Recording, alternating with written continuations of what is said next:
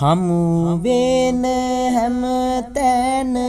කා සමගින් හෝ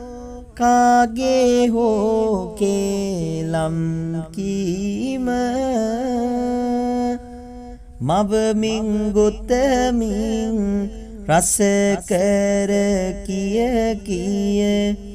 දෙපැත්තේ දෙන්නාව කෙටවීම දුටුවම මුහුණට හොඳ වාත පෙන්වා නැති තැන සුපුරුදු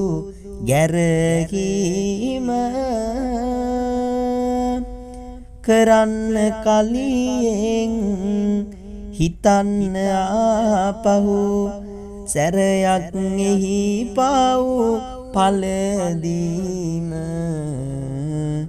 සැරයක් එහි පව් පලදීම